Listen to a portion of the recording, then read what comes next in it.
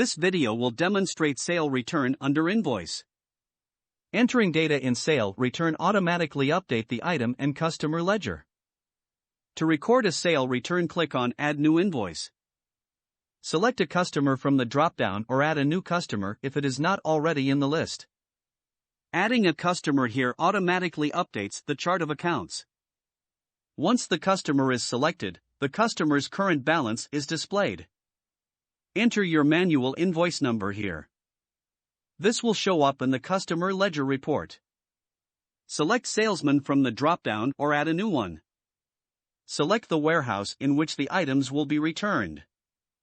Attach relevant documents such as scanned copies of your sales order, reason of return, and other related documents. Select the items from the drop-down or enter the item barcode so that relevant item details are filled in after selection. Enter quantity, unit, rate, discount percentage, VAT percentage. If discount percentage or VAT percentage is not required, it can be switched off from settings under Management. For more information, check the setting videos. Click Add to add the product to the list below. You can add multiple items for a customer through the same process. Add optional remarks if any. If cash is paid at the time of return, enter amount here. And if cash is paid later or some other day, a separate entry will be recorded in cash payment. Click Save to save the invoice. Closing the page or navigating to another invoice without saving will discard the current invoice.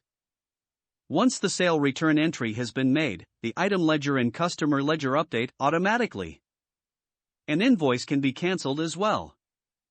Cancelled invoices remain in record but have no effect on item or customer ledger. You can use Previous and Next button to navigate through the invoices. Use the New button to enter a new invoice. The Print button will generate the printout for filing. To edit sales return entry, click the blue Edit button on left-hand side. That's all for this video. Thanks for watching.